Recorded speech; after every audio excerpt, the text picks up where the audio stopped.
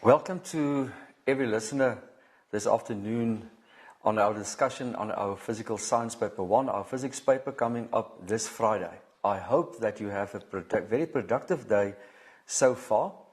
I'm going to emphasize some key issues and common errors to avoid on each topic. Now, you must remember, each topic has its own laws, own principles and definitions, and those principles and laws leads to formulas and equations. So every question will consist out of a definition that you must be able to formulate, and then you are given a scenario. And that scenario you must solve or explain by means of the principles and the laws, and also using the correct equations to solve that scenario, that problem given. So that is the recipe for each question. Now I'm going to start off with projectile motion, and I'm going to discuss now the key issues and common errors to avoid on these topics, and starting off with vertical projectile motions. And now the first important definition there is on free fall, and it's very important. There are two key words. The word is the motion of an object, very important, and then even more important is the fact that that word only, the gravitational force only. Learners lose marks on those two words. And then if they ask definition of a projectile, remember it's an object, and then upon which the force acts. But again, the very important word only. It's the only gravitational force that acts on the object. Now, the next thing, after that you get to your calculations, your scenario given. It's very important to really first study the scenario very, very carefully. Look at the data information given before you decide on a formula. Why do I say so? Because if you have a question of 3 or 4 marks and you choose not the best formula, it will end up in a multiple step calculation, and the chance of losing marks there are very big. So choose the correct formula so that you can calculate a 3 or 4 mark calculation with a single step calculation. So before you start off, make sure that you identify the most effective formula. The formulas are on the data sheet, so please use your data sheet. Then the next very important thing on vertical projectile motion is to make sure that you award correct direction, correct signs to your vector quantities. You can have the correct formula, you can substitute the correct values, but at the end, if your sign allocation is wrong, then you will end up with 1 out of 4 or 1 out of 3, just a mark for your equation, and you lose your substitution mark because of a wrong sign, a positive sign where it's supposed to be a negative sign, etc. So make sure that you award signs, say upwards positive and all vectors downwards negative. So looking maybe at an example, if you are throwing a stone upwards, remember that gravitational acceleration stays 9,8 downwards. It doesn't matter if the projectile is moving upwards or downwards, or it is at its fulcrum, at its turning point. Gravitational acceleration is always downwards and with a value of 9.8. So say for instance we throw a ball upwards, then you will see VI is positive, and delta Y, the displacement, is also upwards positive. So clearly now I've chosen upwards as positive. So then remember G will be negative 9.8. And then you will be sure you will get your marks. Just on rounding, remember at least 2 decimals. You can round off to more than 2, but the rounding off must be correct. So round off 2 decimals at least, and then lastly again, use your data sheet. Now going to graphs on projectile motion. Now graphs can be very challenging, and especially in the last few years they have make use of a scenario where more than one object is being thrown up. So object B and C, for instance, in this graph.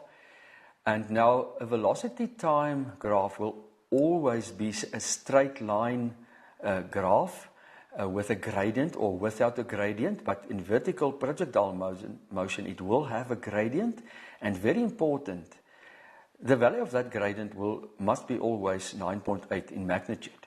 So if 2 balls is being thrown upwards or downwards, very important, you will see the gradient of both objects must be parallel to each other because the acceleration is the same. Then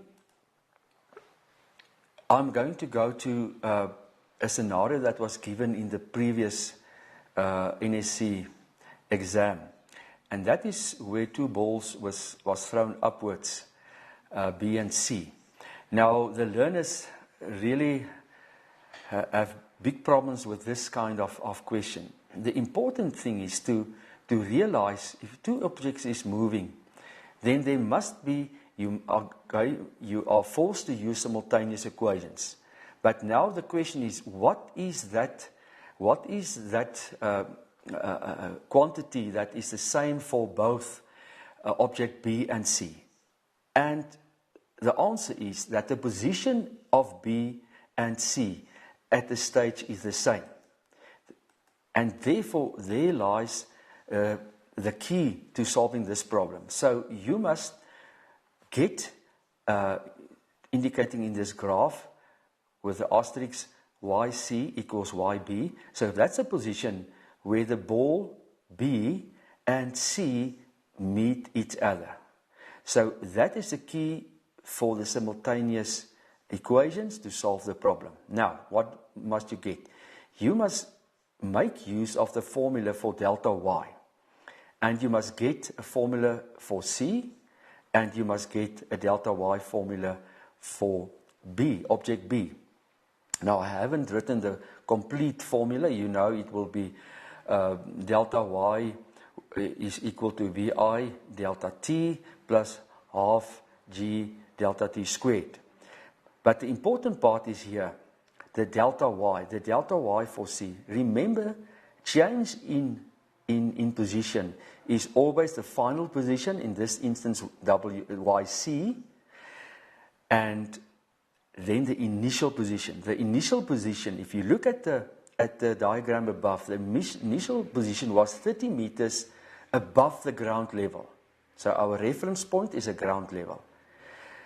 Therefore, delta YC is YC minus 30. For YB, the final position is again YB, but the initial position is 0. It was thrown from the ground. And now immediately you will see, you have this term YC, this position YC and YB. And now you can manipulate these 2 equations to state YC equals YB, and then from there on substitute your values and solve the problem. So I think that's very important to remember when working with 2 objects moving at the same time. And this is really a level 4 question, and I hope really if you get hold of such a question in the paper, you will be able to solve it. Then just reminding you, every position time graph, a vertical projectile motion, must be a curve. A curve with a positive gradient that is increasing, or a curve with a negative gradient that is also increasing, decreasing in a negative way. But that is on vertical projectile motion. Then moving on to the next important topic, and that is normally vertical projectile motion is normally question 2 in your question paper. Then moving to the question about momentum and impulse. And momentum and impulse will always, or most of the times, be question 4. Now, what is the first definition that you must be able to define? Now, the two important keywords that learners often omit, and remember, it is common errors that I want to emphasize. Learners many times just say the momentum before collision. Very important is the total momentum before collision. And I know we work with linear movement and linear collisions, but you don't have to say the total linear momentum. It's not wrong to say it, but you can also, this conservation momentum applies for all kinds of collisions, so you can just say the total momentum before collision in an isolated system remains constant, or the total momentum before collision equals the total momentum after collision. But the keywords, the total momentum before and after, and then it must be in an isolated system. Now, speaking of isolated system, very important, the definition of isolated system can also be asked. So remember, it is the net external forces is zero. In an isolated system, the net external forces. You can't just say the external forces is zero.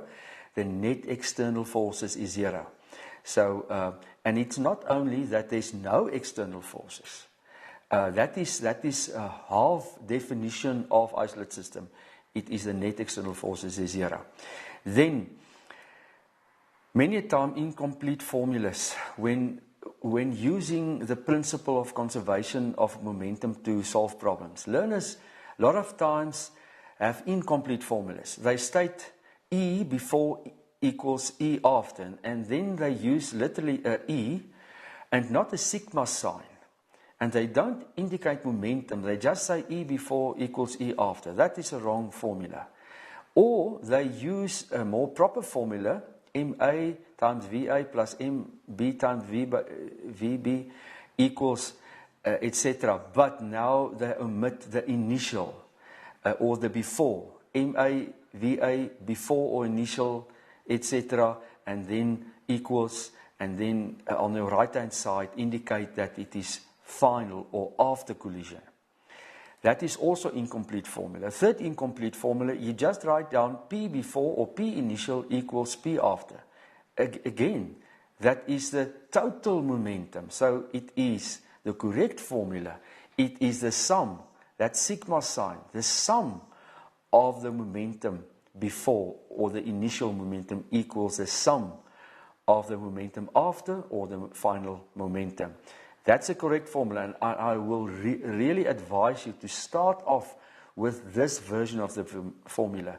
The chance of mistakes are very little, so start off with them. Then you can elaborate on object A and object D before and after collision.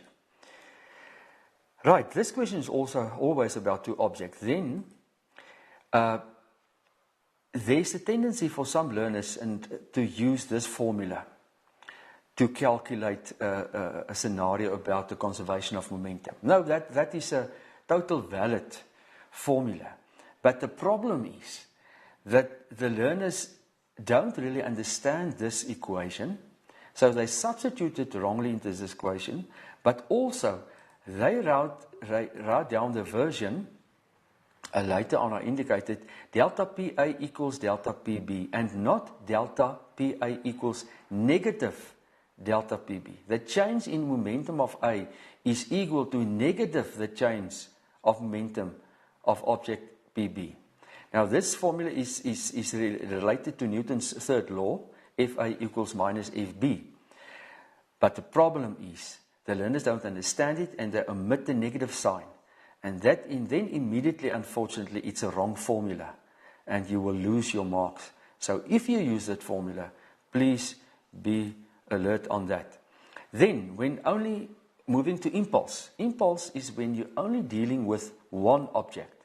And you will see in your formula for impulse that F net equals M and then the change in velocity. So you see there's only one mass.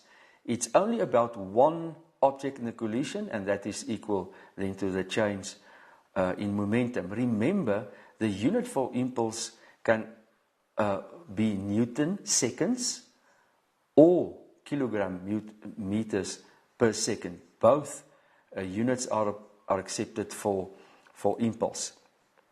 Remember, impulse is a vector, so you must award a direction at the end, and remember that your velocities, v final and v initial, if a ball bounces from a wall, the direction of v final and v initial is different, so they will have different signs. So please award signs to your velocity, and remember then your final answer for momentum or impulse must have a direction. If they just ask the magnitude, then you can omit direction, but otherwise please remember east, west, or to the right or left, the direction must be indicated. Then we are moving to our third topic, and that is moving to Coulomb's law and electric fields. Now, again, we start off with our definition and common mistakes in our definition. Now, the word product is many a times omitted. And secondly, learners, they think about Newton's gravitational law, and then they mistakenly, instead of charges, they include the term masses. And remember, this is the product of the charges and not the product of the masses. And then secondly, the safest way to end off the last part is to state that the electrostatic force is inversely proportional to the square of the distance between their centers. If you use this term square of the distance between their centers, then you are safe.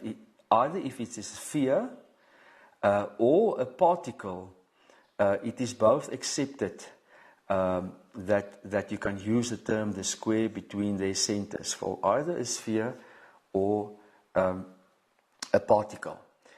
Then on our field patterns, you can be asked to draw a field pattern for two opposite charge objects or two same charge objects or for a single charge.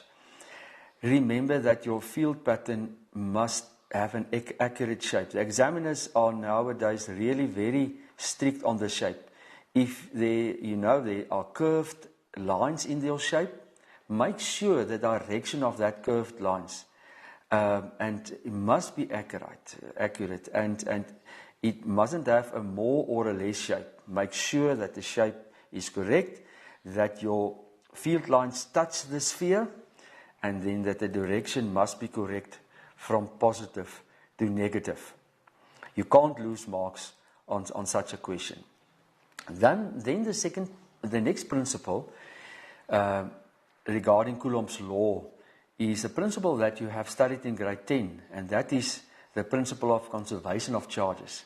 And the principle is plainly that the total charge before touching and the total charge after touching is the same if it is an isolated system. So now, how do you apply this in a question given to you about spheres before the time have a certain charge and then they touch, and then you must calculate now the net charge on each of the spheres. If there are 3 spheres before the time, firstly you add the charge of the 3 spheres. Then you touch, so if you then remove them from each other, then you must divide it by 3, because there's 3 charges now, each with their own charge, and you divide the sum of charges by 3. And remember always, after touching, the spheres will always have the same charge, or they all will be positive, or they all will be negative. And the magnitude of the charge on each sphere will be the same, because we are working with identical spheres. So that must be the same in magnitude and in type of charge after separating the charges from the spheres from each other. Then you can be asked to calculate F net. Now there are two scenarios. The first scenario I'm going to look at is a scenario where the three charges are at right angles. Q1, Q2 and Q3. Now you must use Coulomb's law to calculate the force of Q1 on Q2 and then of Q3 on Q1. Because the question is now, what is the net force on Q1? So you have two calculations using Coulomb's law. But now the very important next step is, you must now draw a vector diagram indicating the direction of charge, the force of charge 3 on charge 1 and the force of charge 2 on 1. So you must have a force diagram. Why do you have to have a force diagram? Because secondly, you must be able to draw a vector triangle. And the vector triangle are crucial because the charges are rectangular to each other. You must use Pythagoras and sine, cosine and functions to calculate whatever is asked. You are going to need to apply Pythagoras principle to a vector triangle, say for instance to calculate F net. Or you can be asked to calculate the direction of F net, and then you must use sine or cosine functions. So it's very important, if the spheres are at right angles, you must have a vector diagram to draw a vector triangle to really calculate F net by using Pythagoras, etc. Then you can also be asked to calculate F net if the charges are in a straight line. And then there's another very important thing. If you are given Q1, Q2 and Q3 and you are asked to calculate the net charge on Q2, now the first step again is to draw a vector diagram of the forces acting on Q2. Why? Because you must know if the two forces are working in opposite direction on Q2 or in the same direction on Q2. So in this instance, I've indicated here, say the force of F1 on 2 is to the left and the force of F3 on charge 2 is to the right. Now you clearly realize that to get F net, you must subtract the values calculated by Coulomb's law for F12 and F32.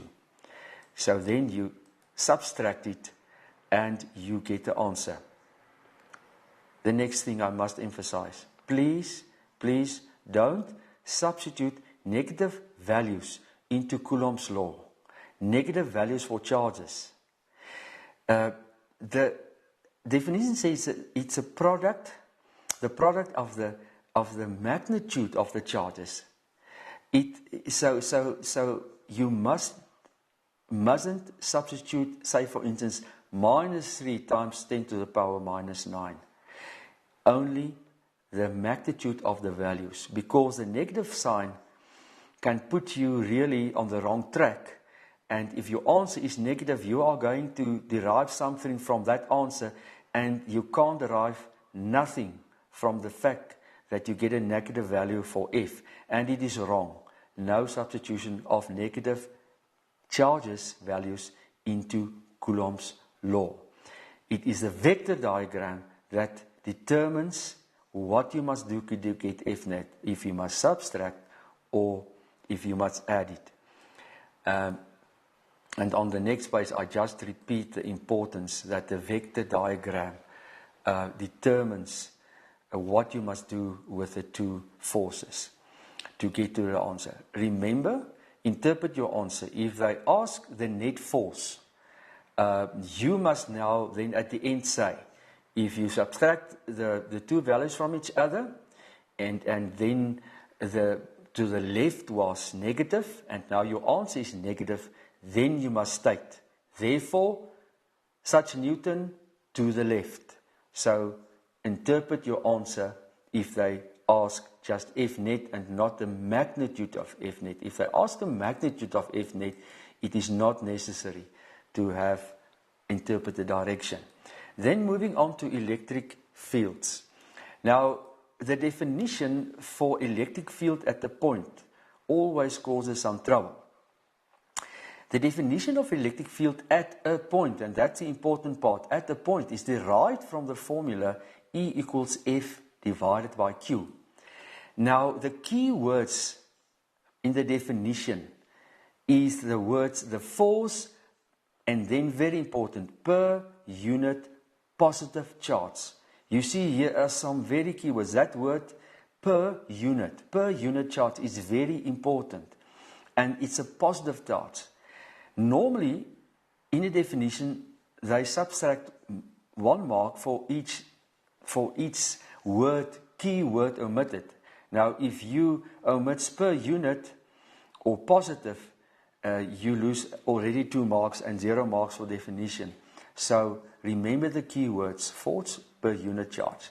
The moment that a marker examiner sees the word area and electric field at the point is asked, he knows you are defining the principle of a description of what an electric field means, the general definition or description of electric field, namely that is the area where a charge experiences a force. And that is a quite total another definition. If they ask, define or describe what an electric field is, yes, then you say it's the area where a charge experiences a force. But that is a different definition to define electric field at a point. Right, then also, here you can also be asked to calculate E net. And I want to ask you, please, read carefully. Read if they ask F net or E net. For Coulomb's law, it is F net equals. If electric charges, a scenario about electric charges and the net electric field are asked, it is E net. So if you write down at such a question, F net equals something, and even if it's a correct formula, it's a wrong formula. So make sure if they ask F net or E net. Now, they can only ask a question about E net for charges in a straight line. Charges at a certain point in a straight lines. In a straight line, they can't ask it in a rectangular shape, 90 degrees to each other. So only in a straight line. Now the principle is the same. First, draw a vector diagram for the force, for the electric field acting through point P and due to Q1, and the electric field acting through point P due to Q2. So you must have a vector diagram. E1, the electric field due to Q1, E1 to the left, and E2 through point P to the right. So now, what do you know? You know now that to get E net, you must subtract the 2 values you have calculated. Now, what is the formula that you use? It is EKQ over R squared. So you have 2 calculations using that formula EKQ over R squared. You get the 2 answers and you subtract the values from each other, and then you interpret your direction. Then if your answer is negative, in this instance E1 in my example was to the left, and that if I've chosen it as negative, so if the answer is negative, then my direction at the end will be to the left. So interpret your answer according to the value you get. Now again, I've really highlighted it. Also here, no negative values substituted for Q into the formula A KQ over R squared. It's the magnitude of the charge and not if it is a positive or a negative charge. You use a force diagram to indicate the direction and the final answer. No negative values must be substituted for Q. in any of these two. Now, on the next page, I've just reiterate very clearly, no negative values, draw a vector diagram, and then lastly, interpret your direction in your final answer. You must interpret your direction. Remember, sometimes they ask a question where you need the charge of an electron or even the mass of an electron. Remember, that data is on your data sheet. So don't forget that information about electrons is on your data sheet. Then I'm moving on to our next topic, and this is now electrical circuits. Also a very important topic, quite a few marks. And what is that you must remember? Again, we start off with our definitions, and Ohm's law is one of those. Remember, Ohm's law has nothing to do with resistance. It's a relationship between V and I at constant temperature. It does not include the relationship of V and I with R. Many times learners just use the formula for Ohm's law, R equals V or I, and they try to translate that to Ohm's law. No, Ohm's law is just about V directly proportional to I at constant temperature. And then the definition of EMF, very important. The two crucial words, keywords, it's a maximum energy per Coulomb charge, or per unit charge. The maximum energy per Coulomb or unit charge. That's a crucial word. If I ask the EMF to define what is an EMF of 12 volt, now you just say it is 12 joules energy that can be provided per Coulomb charge by the battery. Now, what is not acceptable? Not acceptable is to state that the EMF is a potential difference across the poles of a battery in an open circuit or if no current is flowing. That is not a definition for EMF. It is 0 marks. This is the method how you can determine the EMF of a battery. It is not the definition. Now, just quickly referring to the formulas, I'm just going to go very quickly through it. The formula for current, I equals Q over delta T is on the data sheet. The equation for potential difference, V equals V over Q. Potential difference of the resistance formula, V over I. And then make sure that you know for series resistors, for series circuits, that you know these three basic principles. The current is the same, the resistance you add, and the potential difference you also add together to get the total resistance. For parallel resistors, no, it is current dividers. You add up the different branches to get the total current, but very, very important, the potential difference is the same across all parallel branches, and then also the formula calculating the parallel resistance. I know there's an alternative formula that's not on the data sheet. We refer to it as a product sum formula. Make sure that maybe if you want to use that, you know it. It's not on the data sheet, but remember that only apply for that product sum formula, only apply for 2 resistors in parallel. You can't use it for more than 2 resistors in parallel. Right, now remember, if we are working with parallel circuits, remember the addition of parallel resistors always decreases the total resistance. And then secondly, the moment internal resistance is present, then Ohm's law of V equals IR is rewritten in this formula. EMF equals I times R plus I times Ri, the internal resistance. Now, you can also be given data about a device, the power of a device given to you, and then normally we're not used to maybe have in an electric circuit given information about the power of the device, but it isn't mustn't be a problem to you. You just go to your power formulas and derive either the voltage or the current, etc., derive it from that power value. So don't be disturbed if they, in a normal circuit diagram, are referring to power values. Then you just use on your data sheet your formulas for power. Right.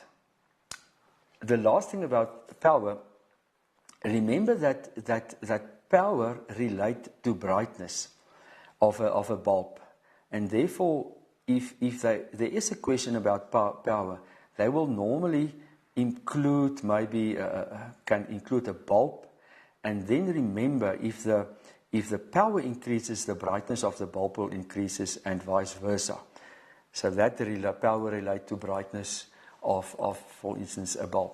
Then internal resistance, just coming back to that. Now, internal resistance causes V lost, and I like the term V lost. So V lost equals the current times the internal resistance, Ri. Now remember, you can, if you change the circumstances the conditions in a circuit, that changes the current I. Remember, VI will immediately change. And if VI changes, V external will change. So you are, I think, now used to questions about this, where they, for instance, they add a resistor in parallel, which causes the total resistance to decrease, or they take away a resistor in parallel, and then the resistance increase, or they open a switch, or they close a switch. And now they ask what will happen to the voltmeter reading and voltmeter reading as in this circuit diagram. Indicate the total external resistance of the circuit or across the battery. So normally, in such a question, if they tells you they add a resistor in parallel, the way you answer it, immediately you relate to what will happen to the total resistance in the circuit. And in this instance, it will decrease. Then you must relate to the total current in the circuit. And that will increase if total current decreases. And then also, very important, you relate it to V lost.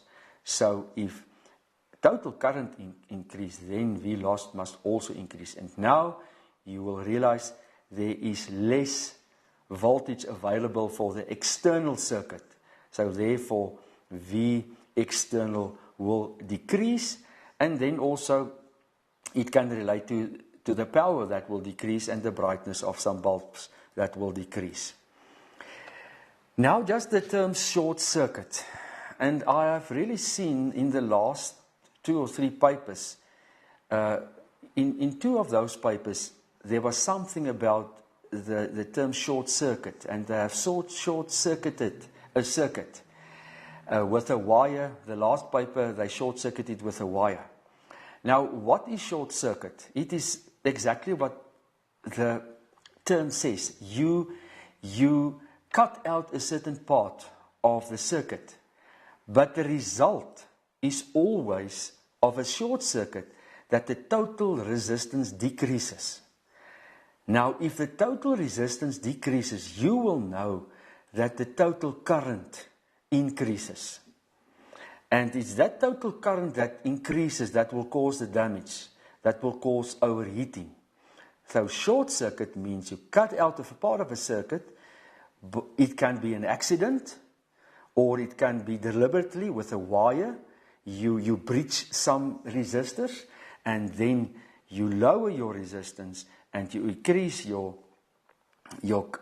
current, and that is normally not a good thing for a circuit, because you can have some overheating, some damage. Then, lastly, moving to graphs on internal resistance.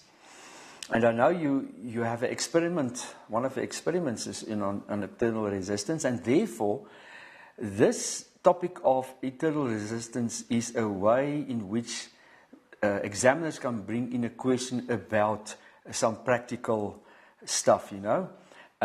Now, for example, in this graph of resistance against a current, 1 over current. It's a straight line. So immediately, if it's a straight line, you must realize that you must relate this formula of EMF equals IR plus I times internal resistance. You must be able to relate this to a formula for a straight line.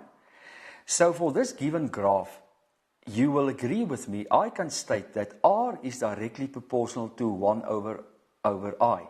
That is what this straight line graph tells me. Now, if I want to change it into equation, I must have the value of the gradient added to this formula. And in this instance, you will realize, and I will just move on the PowerPoint, you will realize that the gradient is R over 1 over I, and that is equal to Ri, and it is a voltage value, so the gradient indicates the EMF.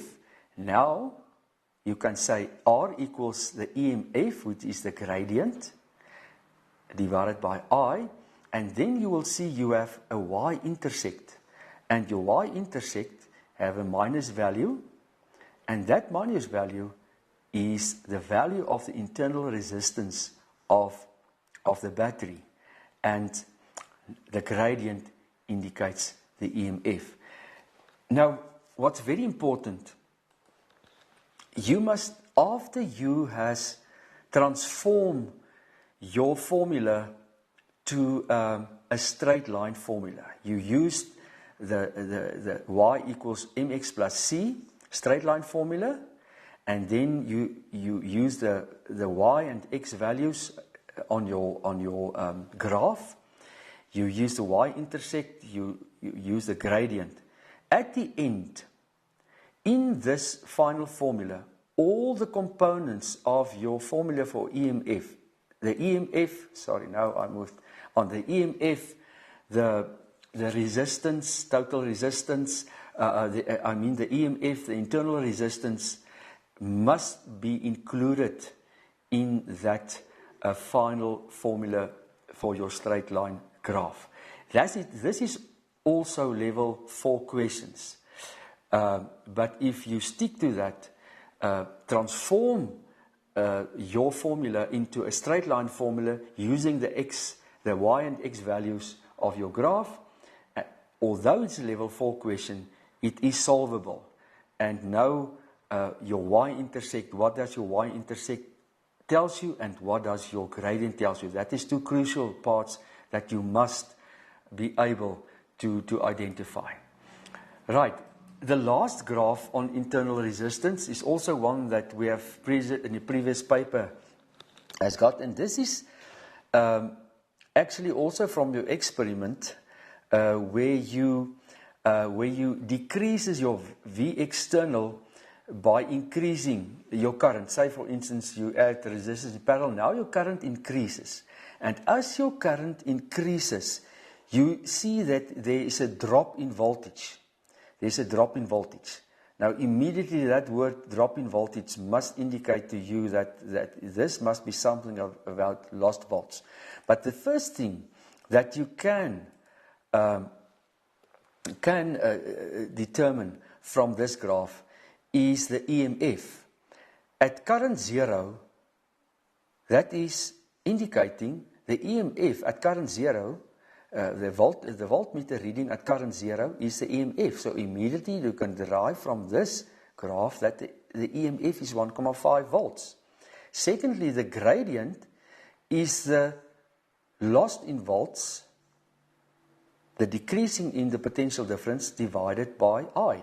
So immediately V lost divided by I, so the gradient indicate the internal resistance of the battery. Remember, graphs are very important. The interpretation of graphs is many a times a big problem. So make sure in these topics, like that electric circuits, and especially including internal resistance, that is a potential question for example.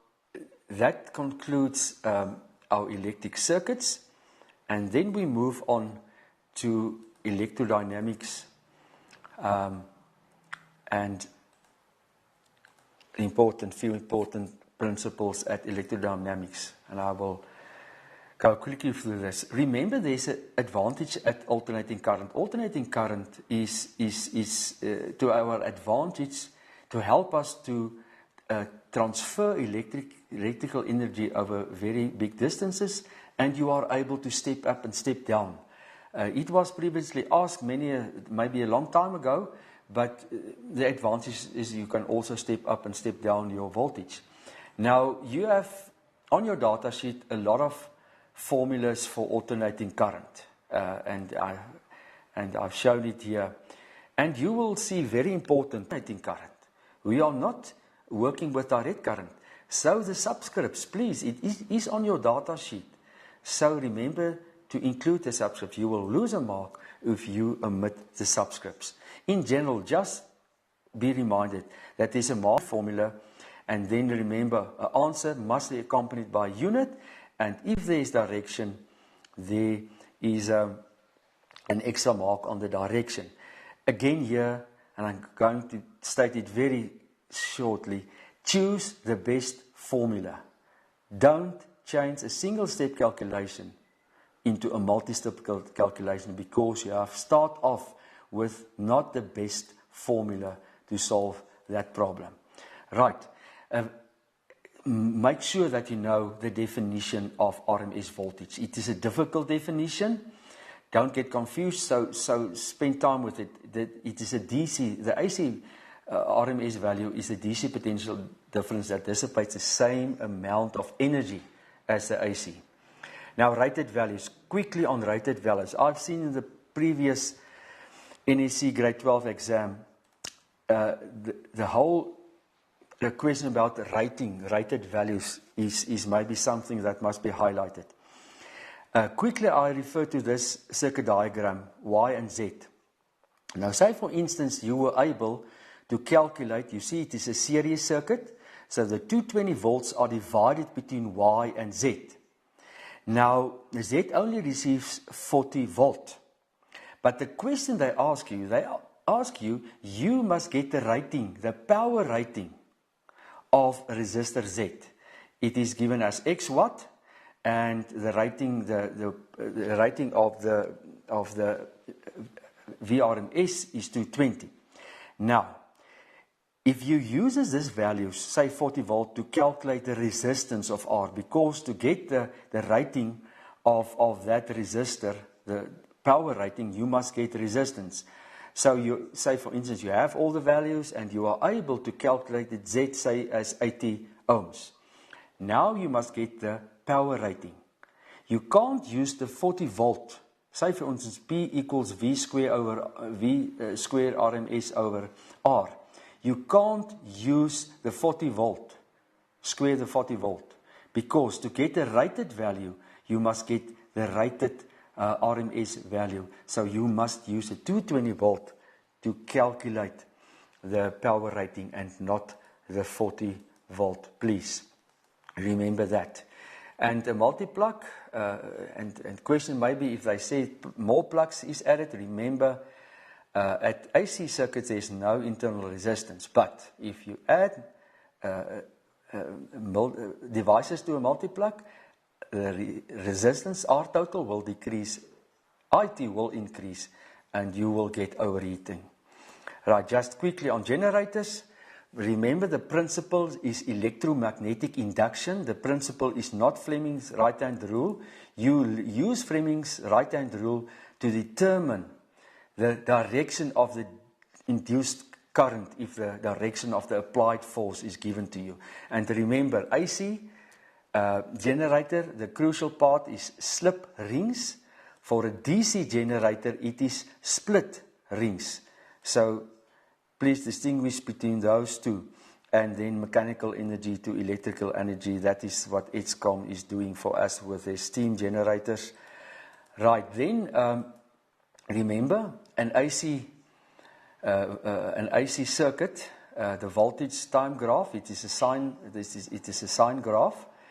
And you must also be able to relate the maximum position on your graph to the position of the coil. Remember, the maximum position of the Vmax value correlates to your coil be in the parallel position, where the maximum voltage is induced. If it's in the vertical, then it's on the zero voltage that is induced. Electrical motor, please. The principle is a motor effect, and you use Fleming's left-hand rule to determine the direction of the motion. And remember, the split ring is a crucial part in this electric motor. Therefore, for a motor, electrical motor, and an DC generator can look the same because they both have split ring commutators. But for a motor, there will be a battery in the circuit. And for a DC generator, there will be no battery in the circuit. Maybe you can distinguish in that way. That concludes our electrodynamics. And next we are moving on to the photoelectric effect. And quickly indicating a few important issues here. Again, remember your definitions. The important part in the photoelectric effect definition is that as electrons are emitted from a surface. You don't have to say metal surface. The crucial part is the word surface when light is incident on it. Threshold frequency, remember the minimum frequency, and work function, the minimum energy. Don't confuse the two definitions. Now, the formula for photoelectric effect, please understand each component, that E is equal to HF, that's the energy of the photon. The work function, that is the energy HFO, that's the energy needed to remove the electron from the metal surface. And then EK max. Remember, the subscript max must be there. You're going to lose a mark if you omit the subscript max. So understand this formula, please. Study your data. Remember, at photoelectric effect, also the formula C equals lambda times F is also a formula that you can use, for instance, to calculate the frequency of a photon if they give you the wavelength. Sometimes they also give you an energy diagram. So the energy of the photon is calculated in by this emission process, where electron drops from a higher to a lower energy level, and the difference between the two energy levels is equal to the energy of the photon. Now, again, and lastly on this, again, the last few papers, they've used a graph, interpretation of a graph for photoelectric effect. And again, it's a level 4 question, and again, you must be able to derive the values from this graph. Firstly, you will see that we can derive HFO. That frequency where the graph starts is a threshold frequency. So you can F0, so you can calculate the work function. Secondly, you can also get the energy of the photon. They are relating to E1. So on the graph, you can go downwards to get the frequency of the photon with an energy E1. And then important, you must again relate it to Y equals mx plus c, to a straight line graph. Again, this indicates kinetic energy is directly proportional to frequency. There's the key. Then you must change it to an equation. So you must get a gradient. In this instance, what relates to the frequency? Planck's constant. So this is an indication that the gradient is equal to Planck's constant. And then you have, if you extrapolate this graph, you will get a negative value on the energy graph, and that y-intersect with a negative value indicates to the work function, that the value of the work function. So at the end, after you have for the relationship between kinetic energy and frequency, you must be sure that it includes all the components of the Doppler equation. The energy of the photon, the work function, and the maximum kinetic energy. Right. We're drawing to a conclusion. Now, lastly, kinetic energy of the photon. Remember, intensity don't increases the kinetic energy of a photon.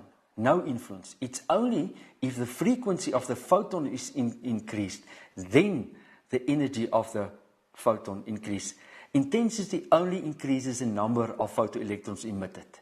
It's only an increase in frequency. And then, lastly, on photoelectric effects, there are two kind of spectrums. Emission spectrum, when you radiate, when you put a gas, hydrogen gas, under a big voltage, and you give energy to the gas, and then it emits electrons, emits photons. When electrons drop down from a higher to a lower energy level, it emits photons, and then you get a line spectrum, emission spectrum with the lines relating to the energy and the color.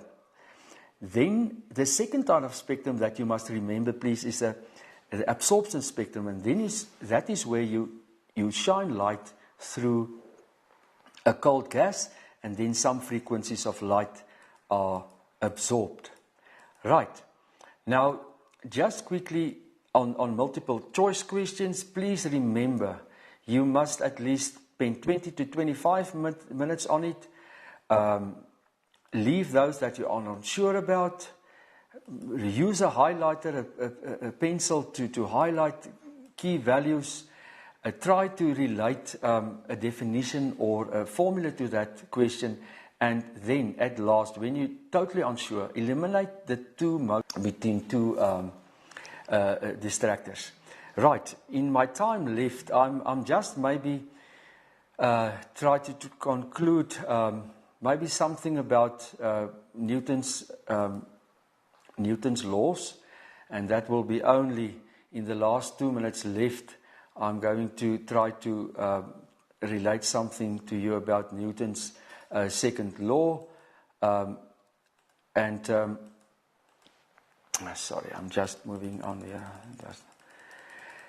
Right, when discussing Newton's laws, it's very important that you know there's a lot of definitions that can be asked.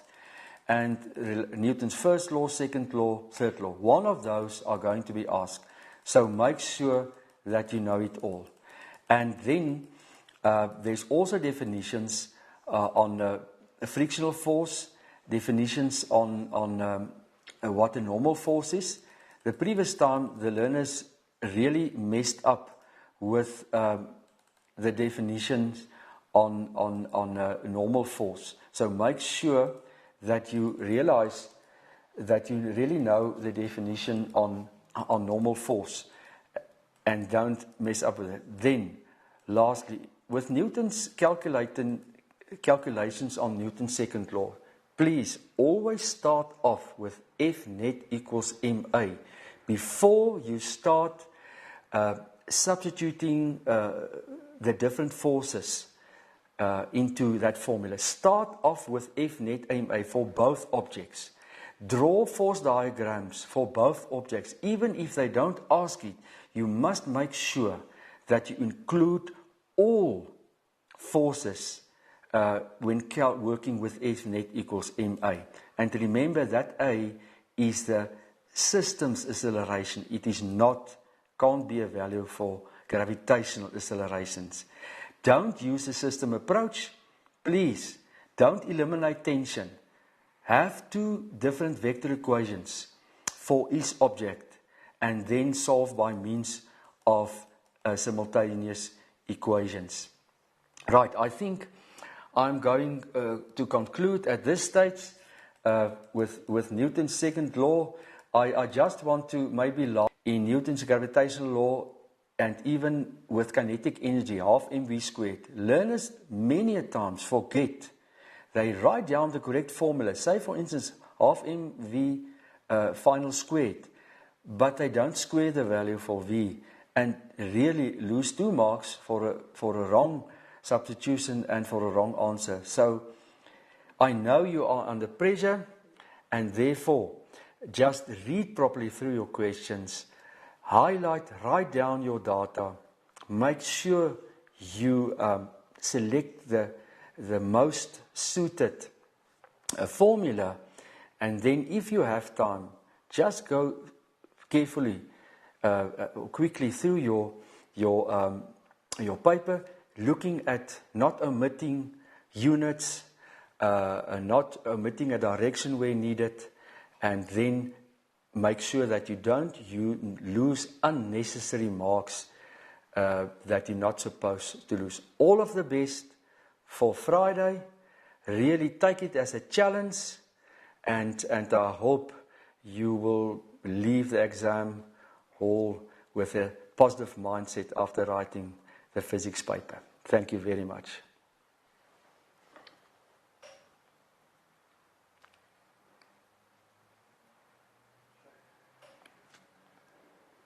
Okay, at the end, okay.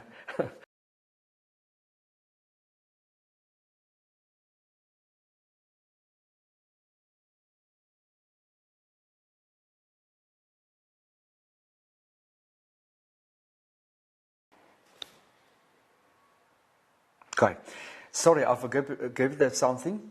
Remember, you stand a chance to win an MTN bucket hat as well as a T-shirt.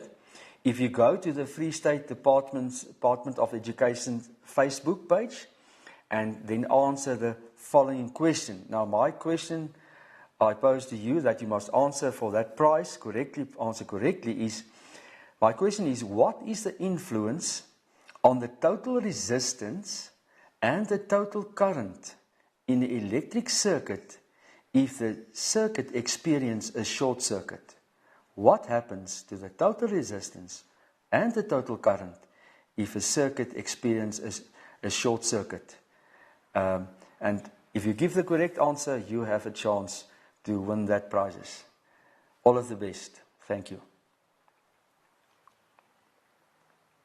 Sorry.